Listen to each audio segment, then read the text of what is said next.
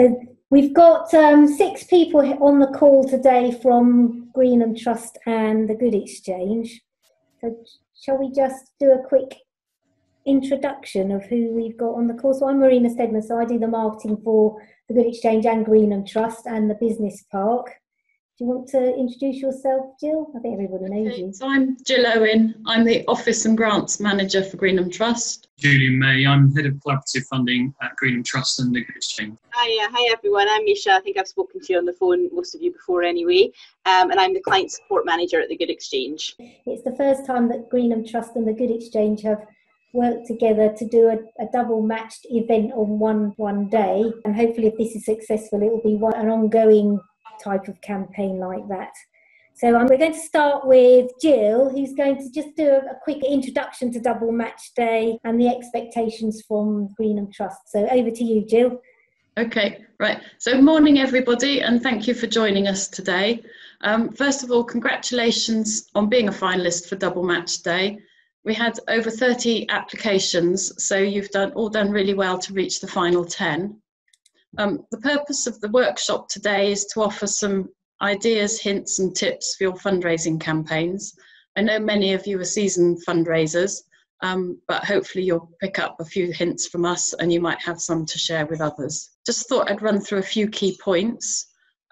We really would like you to engage in an active fundraising campaign to encourage your friends, families and supporters to fundraise on your behalf and donate to your project. The key message must be that they must donate via the Good Exchange on Friday the 24th of July to benefit from the double match funding. In your social media posts, please use the hashtag Double Match Day and tag in Greenham Trust and the Good Exchange.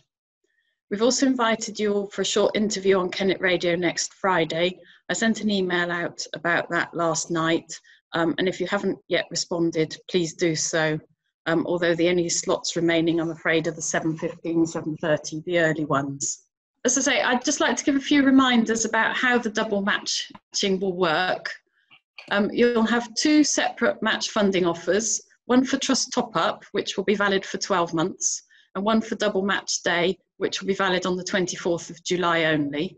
Each offer matches £1 with £1. Therefore, if donations come in before or after the 24th of July, they'll be matched with £1, but donations on the 24th of July will be matched with £2. We don't allow projects on the Good Exchange to become overfunded, and once you've reached the £5,000 limit of your match funding offer, the matching will also stop, although donations can still be made until your fundraising target is reached. Donations on the 24th of July must be by credit or debit card. We're sorry, we can't accept backs payments on the day due to the manual processes involved. We will match donations from individuals, corporates and your fundraising activities, but not from other charitable organisations or your own funds. And finally, I'd just like to thank our mentors. We have 5 team members who have offered to act as mentors to guide you through your process, answer any questions you may have, and basically be your first point of contact. I'd like to thank Helen, Julian, Lou, Misha and Marina for volunteering to support you. And I hope you all have a really successful fundraising campaign. Okay, thanks Jill. So hopefully you've all seen the Double Match Day website page. So what we've done is made one page on the Good Exchange, and that's got everybody's project on it. Also, I don't know if you've noticed, but the projects will rotate. So every time you go in and out the page, a different project will be at the top. So we're trying to make it fair to everyone so that everyone has a chance to be at the top. So if anyone wants to see about who all the charities are in Double Match Day, that's one place where they can go and see everybody and get a bit of a description. Now I'm going to hand over to Julian, who's just going to spend a little bit talking about the power of storytelling. So over to you, Julian. So this is about engaging with the audience, engaging with public and local company owners and fundraisers who we are asking you to mobilise and support you during the next week to do fundraising activities. And in order to do that, it's important to tell a story about what you do and who your beneficiaries are and how they have been supported by your organisation. And a story arc is a familiar concept in fundraising and in marketing. And it's about creating a relationship between your beneficiaries and the audience. So it's important that you introduce who they are. It's better from a first person perspective for the beneficiaries to tell their stories, although I appreciate with vulnerable people that's not always possible. So there are other ways of doing it. You can tell anecdotes about your beneficiaries without actually publicly naming them or giving them another name, first name, for example. So introduce them, describe the problem that they faced, describe the action that was taken to solve their problem by you, and then what was the result of the action? How did it impact and improve their quality of life? So there's been lots of different research studies carried out about the power of storytelling, the power of creating a relationship and engagement with first-person storytelling. One of the famous ones is called the Rockier experiment. And the Rockier experiment was undertaken by Carnegie Mellon University. And it created two scenarios for people to make donations to in an academic environment. One was making a donation to Rockier, who was a 7-year-old who lives in, and she was desperately poor and faces the threat of hunger, and it described her life and the threats to her life and her family. And the other scenario for people to donate to was a much more general overview about food shortages in Malawi, using lots of statistics and a very macro perspective of the environment. And the result of that experiment was that many more people donated to the Rockier, the young girl, than they did to the macro environment. In fact, they donated over twice as much money. And where there's a blend of statistics with an identifiable person, you do get an increase. But you get the most when you tell those personal cases. So what this slide is about concentrating your objectives down to a single line. So if you're communicating, particularly on social media, you need to do it in a very clear and concise manner. And the way to do that is, a technique to do it is to distill your objectives. You may have half a dozen or so objectives, and a good way of doing that is to list those objectives and goals down from half a dozen to say 3, and then from 3 down to 1, and use that one single objective to communicate via social media. So the top 10 tips for fundraising, for pitching, to your audience. It's really important, and this as a former journalist, we were drummed into doing this in order to be clear and concise about who and what we're talking about. It's the 5 W's: who, what, why, when, where. So when you're communicating, it's important to just tell that story in the fastest way possible. Introduce your beneficiaries. I choose one. So each post you're doing, just use one beneficiary. If you've got vulnerable people, as I said earlier, and they don't or can't be identified for obvious reasons, then just use an anecdote about them, but don't use their real name. So make sure they can't be identified. Because anecdotes are equally powerful to first-person stories as well in fundraising. Avoid the jargon. So avoid your kind of your charitable purposes jargon that you use every day that you're familiar with but the public aren't. And keep it simple. Keep your messaging really simple. Keep those really detailed stats and research to a minimum. You can use statistics for impact, particularly during the COVID campaign when many of you have been affected, and many of your beneficiaries have been affected. You can use overview stats, that's fine, but don't go into lots of detail because people will just switch off. And avoid saying too many things. Keep it simple. Focus on 2 or 3 examples of interest and inspiration. And the most important thing is to make it memorable. And really keep remembering that you're trying to engage with the audience, so think about how they're going to feel, as well as think about what your project is about. So I've given you a couple of examples here, and I've deliberately chosen a very familiar national charity. But if you've seen both of these examples on Facebook, they've chosen very normal examples of people who have had issues with heart problems, fundraising. Very, very simple messaging, but very personal. And they're ordinary people, these people. So they don't focus on all their academic research. They focus on ordinary people, what they're doing to fundraise for, and then a link directly back to the fundraising page so people can make donations. And there's a video of Joan there on the left, and a picture of Lou and her dad. That's the emotional engagement. Again, I know it's not always easy to get photographs when you're working with vulnerable people, but you can use stock images, and you can put together images, in a video montage. So, I mean, there's loads of fundraising ideas that you can do, both indoor and outdoor, as the lockdown measures are obviously eased. Obviously, you need to adhere to those lockdown measures. We're not going to ask you to do anything that's not going to make you or your fundraisers or the public safe. So, have a think about it. I won't go through all of these, but there's lots of different ideas that we can share with you. There's loads of examples on the internet about fundraising ideas. The important thing is to engage your community. I can't stress that enough.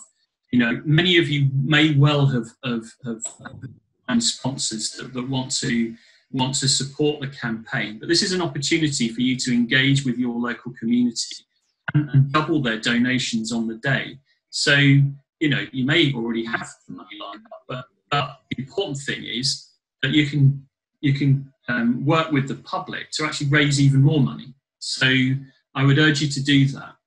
And I would, through social media, connect with the public and local companies and really get them engaged in supporting you by, through a series of case studies on your social media pages and links back to the fundraising pages, and keep repeating that message of donations will be doubled on Friday the 24th of July through the Good Exchange. So there's as you can see, there's a whole range of things you can do, like online quizzes and games and sponsored silences for all those battle-worn parents who have been homeschooling their children, to virtual climbing of Everest on the stairs. There's so many things you can do that are easy and simple, but get the message out to your community that you're fundraising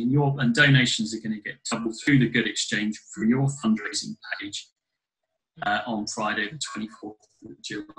Okay, thanks, Julian.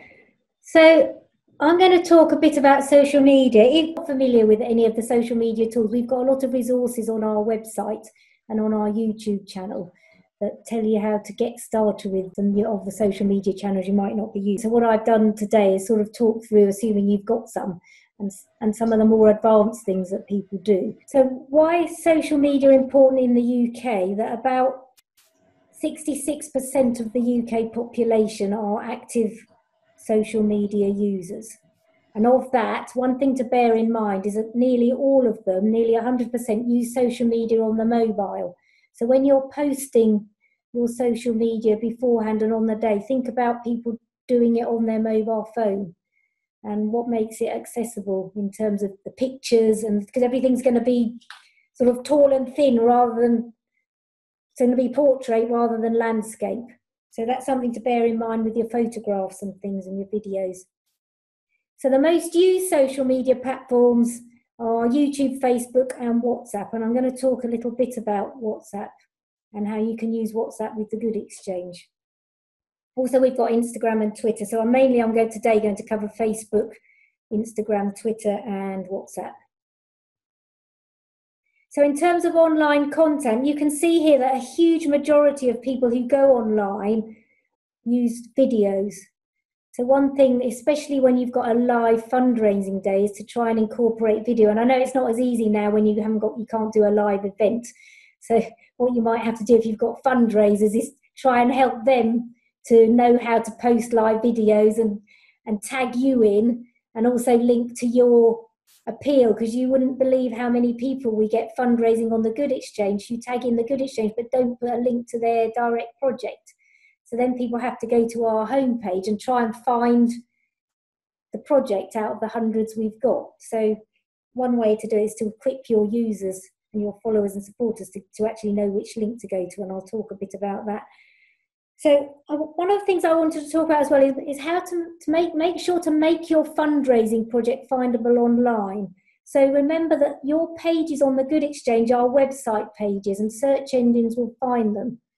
So we've seen, for example, a lot of COVID-19 and coronavirus projects on the Good Exchange that don't mention COVID-19 or coronavirus.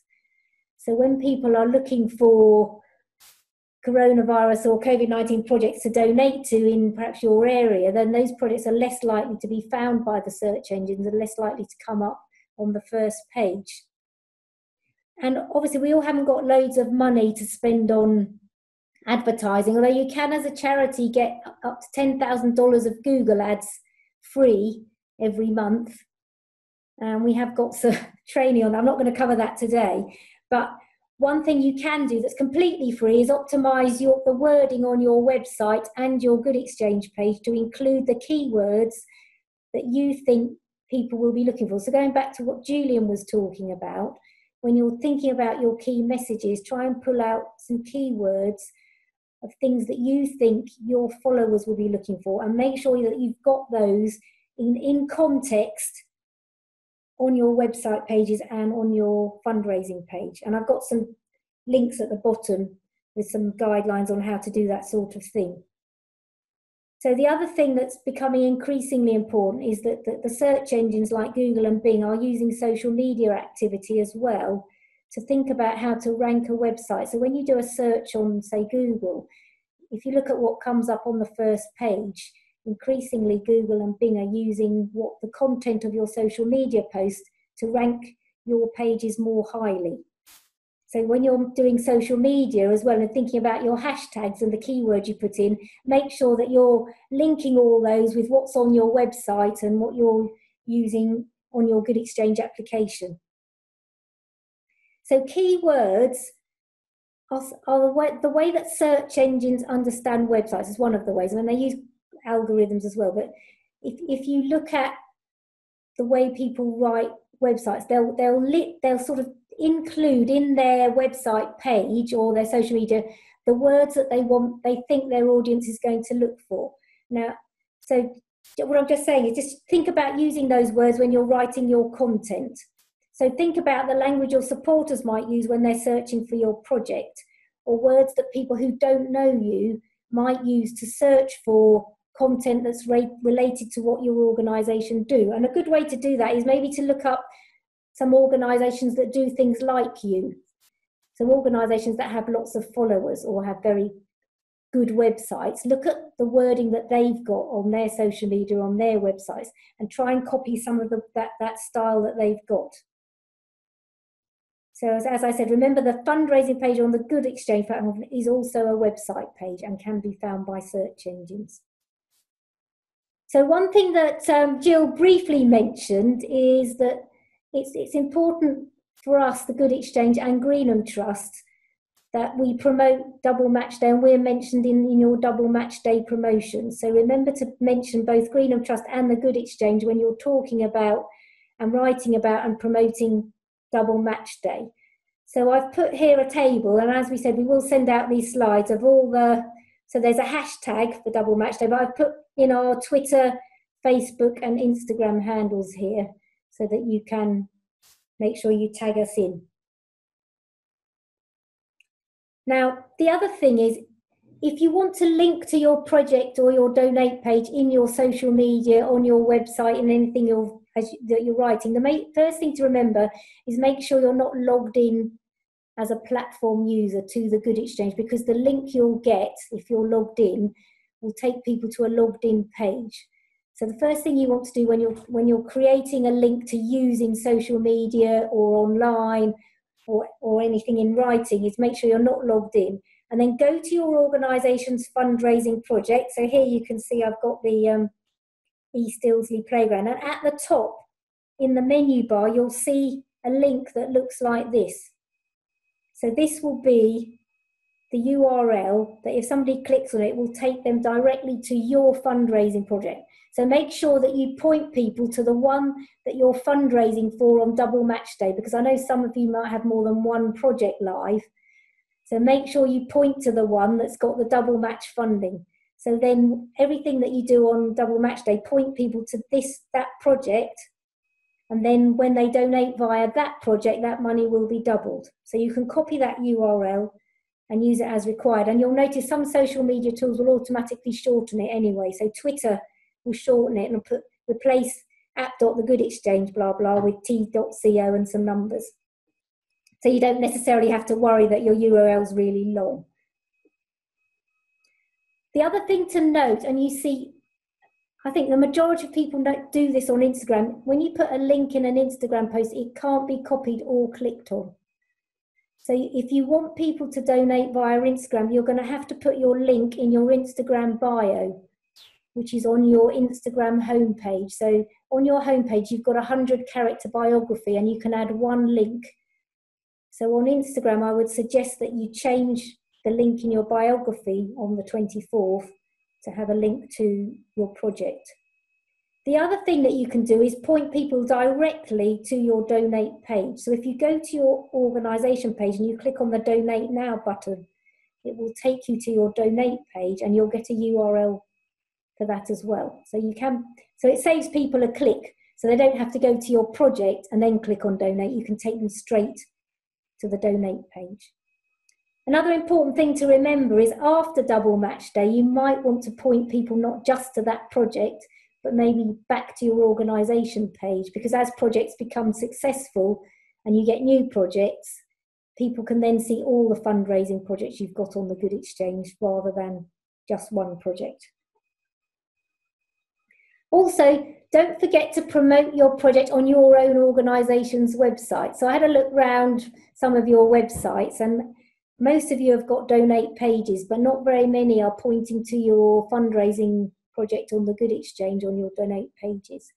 So, a good opportunity there on Double Match Day is to, write a news story or a blog post on, get it posted on your website, add a banner on your website, and also add a link to your donate page on your organisation website's donate page. I mean, we understand that, you're going to have other ways to donate on your own website and on, other giving platforms, but it's always worth, if you've got a live project on the Good Exchange, to have a button to the Good Exchange, especially if you've got match funding.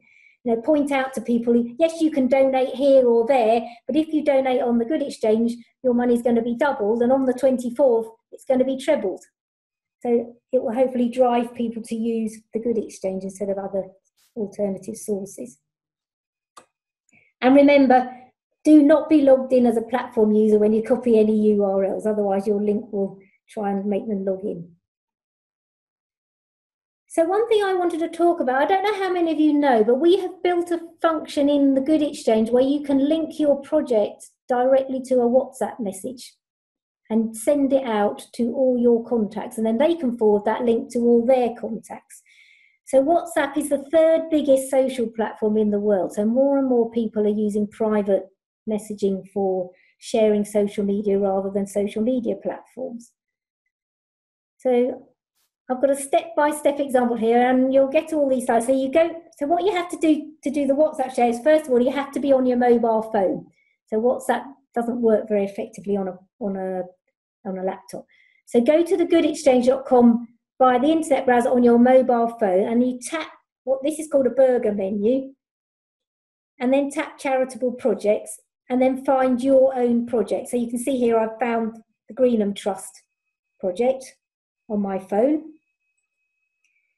And if you scroll down, you'll see you've got a share icon, which looks like this. Now, if you tap on that, this box will pop up, and you can see here we've got a WhatsApp icon on your phone.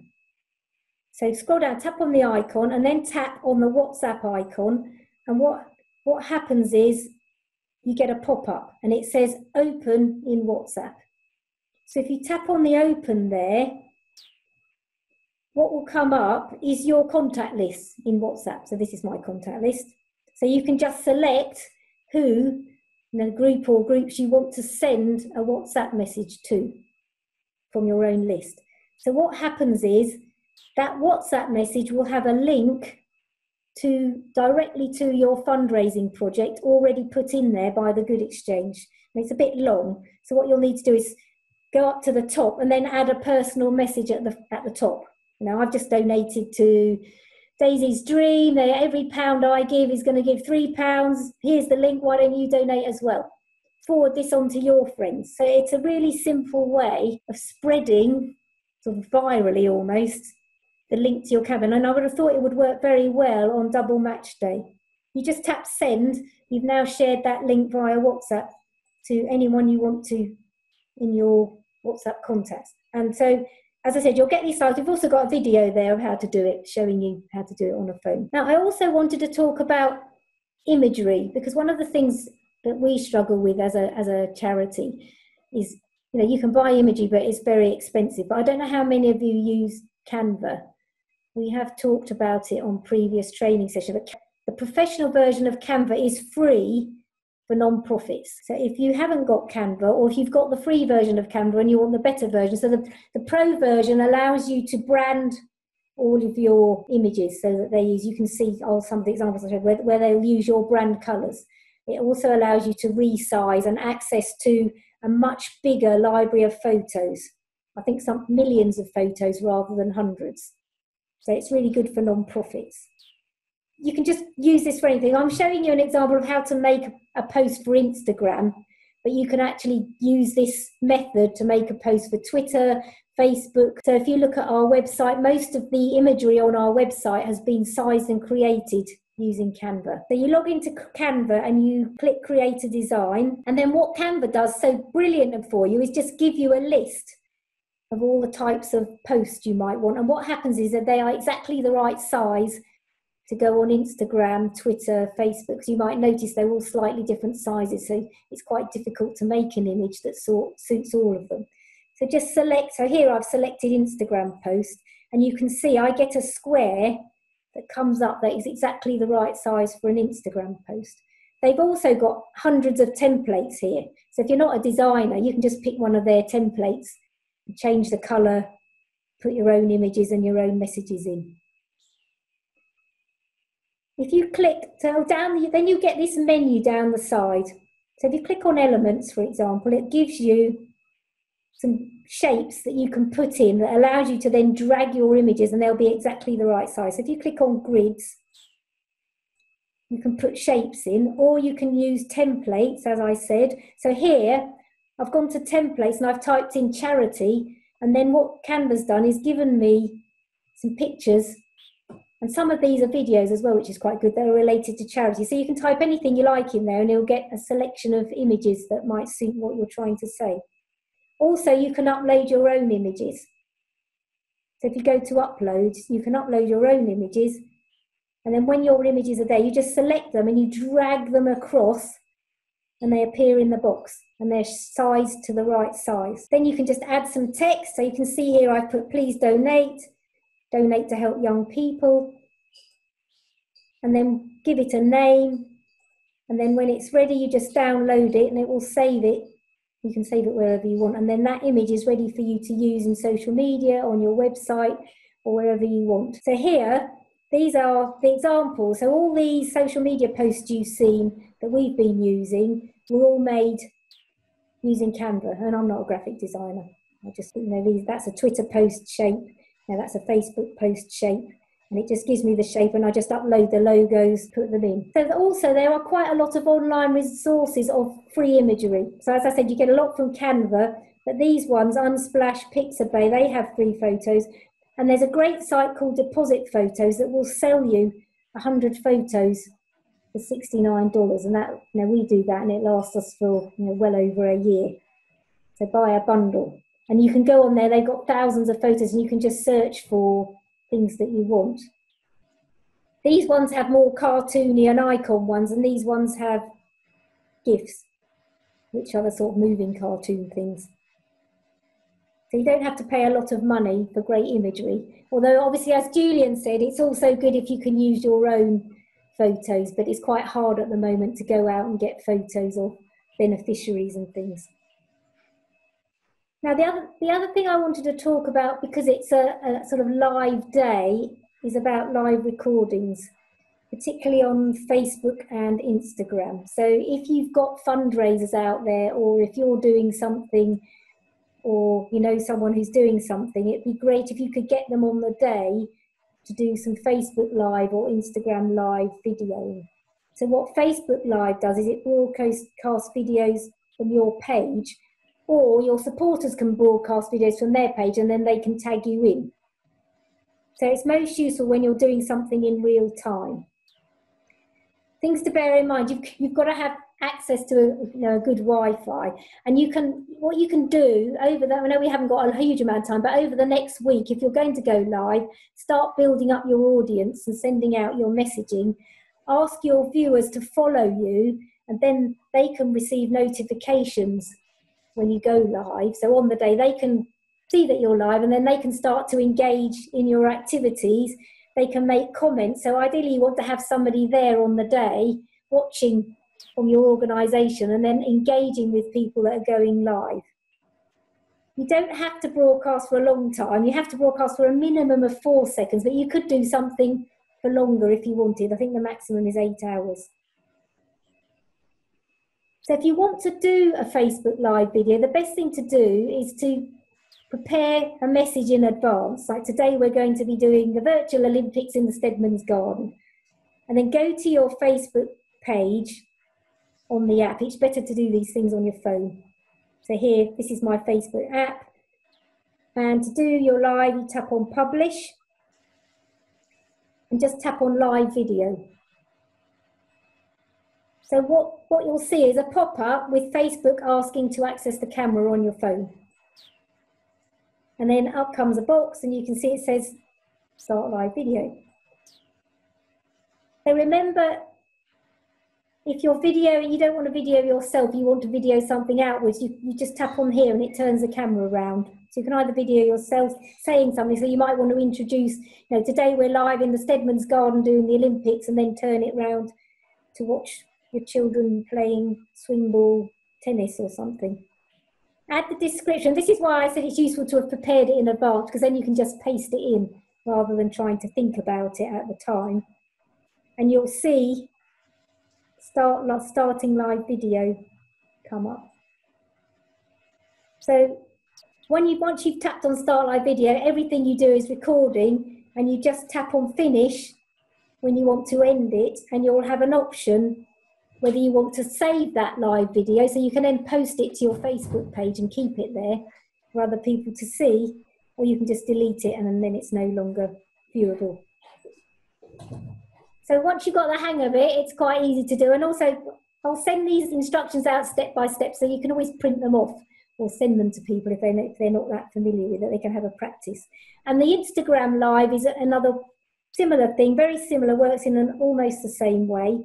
But Instagram Live works on Instagram stories. So if you're not familiar with Instagram stories, at the top of Instagram, you can see all the circles if you follow people. So you'll have a circle for you, and that's your story. And then any other people you follow that do stories will have circles along the top. So when users broadcast live streams, those circles get a live circle ring round that shows that they're broadcasting. So you can use Instagram Live, and then it makes your account stand out. So Instagram Live is a really good thing to be doing on Double Match Day, because your followers will be able to see that you're posting something. So you can use Instagram Live to maybe make news announcements. You could have Q&A sessions. You could be having guest speakers on the day. So all kinds of things that you can do. But make sure that you promote that again to your users in advance so they know to be expecting it. So again, to start Instagram Live, I said there, so here's your circles at the top. So this is the Good Exchange, and this is someone else we follow who's got, this is in Abingdon riding for the disabled. So start a video. All you do is you go to the home screen, you tap on this plus sign, and you scroll across until you reach the live sign. So you'll see it'll become, when on your phone, you just swipe across, and you double tap on that button, which will begin Instagram Live. So the minute you double tap on that, your phone will start filming. And Instagram will then notify your followers that you've gone live. Again, you can flip the camera around, and then you'll get a notification. So in a way, and actually Facebook and Instagram are owned by, well, Instagram's owned by Facebook. So increasingly, the way that they work and the way that they're used are very similar, which makes it quite good for people who might be familiar with one and not with the other, or just learning how to use it. So you can see here, this is when I was doing it, and my daughter got a notification that the Good Exchange was starting a new video. So if you're live on your phone, you'll get this little purple icon flashing up in the corner. And that was when we were playing with it with Misha in the office before we had lockdown. And any comments you get, again, will appear in your feed. So it's great on Double Match Day if you could get people to start commenting, and then you can start having conversations and you get more and more people engaged and hopefully more and more people donating. So this is the message icon. You can either send a message to someone privately or type the message in here and send it publicly to everyone. Or you can find an account and send a message separately. Or you can send your own messages to people about going live by using that icon.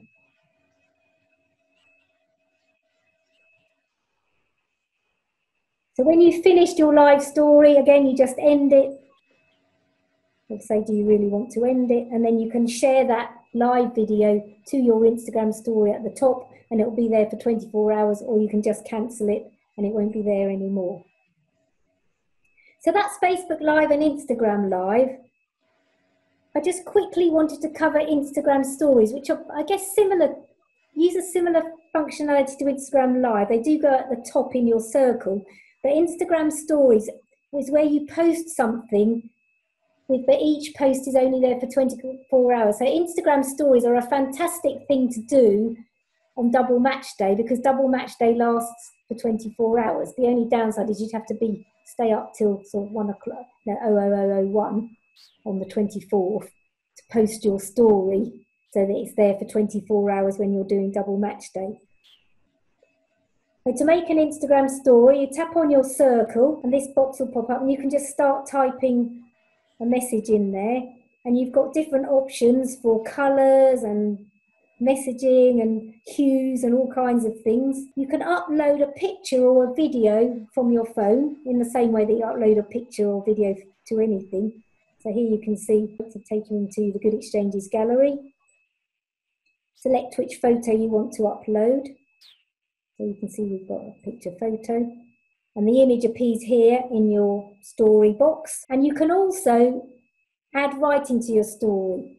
So the AA is typed writing. This squiggle is like freehand writing. You can use your finger to write things. So here you can see we put some writing in. Do you want to help fight against homelessness?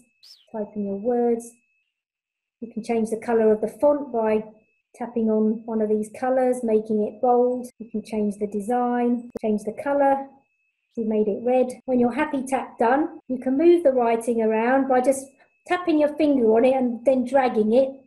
So it just uses phone functionality. As I said, freehand drawing. So you can see here I've drawn a line. You can select different pens, different colours. You can also put what's called stickers or smiley faces. So you can see you can bring up lots of extra features like smiley faces and stickers. And if you can see here, you can add polls, stickers, images, music, your location, countdowns, chats.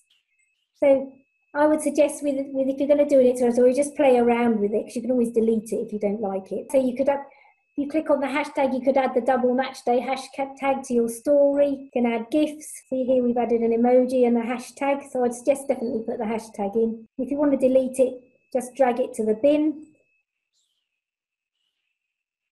Then if you're happy with your post, just tap on send to, and you send to your story. You share it, and once you've shared that, you will also have the option, because I said, as I said, Instagram and Facebook are owned by Facebook.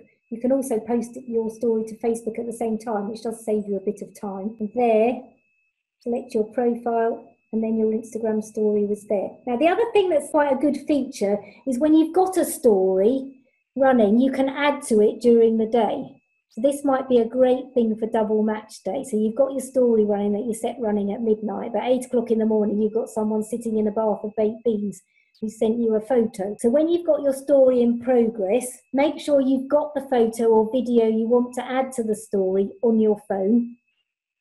Start in your Instagram home page on the mobile phones and tap on the house to get to the home. And now you have to do what's called swipe right. So you get your finger, you swipe it across to the right, and it brings up something that looks like this, and at the bottom you'll have a camera icon. So if you tap on the camera icon, it will take you to your photo album, and you just select the photo or video that you want to add to your story. You might want to add a message, so here I put just please donate over the weekend, and tap the send to, tap on your story. So what happens there is it's then going to add this picture with this message to the end of the story you've already got running. So then people that are following you and following your story will see that you've added something because it'll go to the front of their list on their Instagram. Now, the last thing I wanted to cover was linking your organisation's social media pages to your profile on the Good Exchange. So I had a quick look at some of your accounts. A lot of you have got Facebook and Twitter, but I don't think I've saw anyone that had Instagram, for example. Oh, one person putting their hand up, I can see. So I just wanted a quick recap. So on your page on the Good Exchange, you can link directly that page to your social media accounts so that anyone who donates, for example, can access directly your social media accounts. So what you need to do, in this case, you actually need to be logged in to the Good Exchange, and you need to select My Dashboard. You open your dashboard and you'll see the organisation tab. And here, there'll be a box, a green box, and it'll add social networks. And here you'll see a drop-down list. You'll also have the option to add other if you can add one that isn't listed. So there's quite a long list here. There's Facebook, Instagram, Twitter, LinkedIn, and WhatsApp, and other. So it's always worth adding every single social media type that you've got. So you might have YouTube, for example, that's not listed there, or TikTok, or I don't know. So just click on Add. Oh, and if you haven't, if it is other, then you just need to paste the URL in. Or if it's Facebook, you need to paste the URL in of your social media channel. And then that social media channel, you can see here, will be then added to both your project page and your organisation page. I think that's right. Misha will correct me if I'm wrong. So you can see in the admin view, you can see that you've got Twitter and Facebook.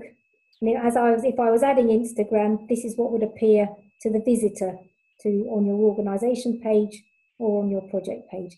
And then visitors to your project page or organisation page on the Good Exchange can automatically go to your Facebook page and with a link to that project and be able to post that they've just donated or something like that, or send you a message. And again, I've mentioned additional resources. The other thing I've added here is we have a very comprehensive help and support page on the Good Exchange website that's got all kinds of videos and user guides about how to use the Good Exchange, how to do this, how to do that, plus all the social media hints and tips. So I think that was everything from me. I'm just going to hand back to Julian, who's going to talk about mentoring and volunteering. So over to you, Julian. Thank you, Marina, for that comprehensive run through. I'm just going to briefly talk about mentors and volunteers. I think you're all aware of that. You've all been sent emails by Jill about mentors and volunteers when she announced you as the finalists. Just to run through quickly, so there's 5 of us which have been assigned mentors to 2 organisations, 2 finalist organisations. We're here to help you. So if you've got any queries, please contact us via our email addresses, and we're happy to either help or point you in the right direction. And we'll keep in regular contact with you throughout the week and on the day itself. We've also very kindly had 2 volunteers with digital marketing experience joining us to offer their support to you as well. That's Simon Scholes, who runs Perception Studios, a visual marketing agency, and Claire Gould has got 10 years experience in digital marketing and graphic design.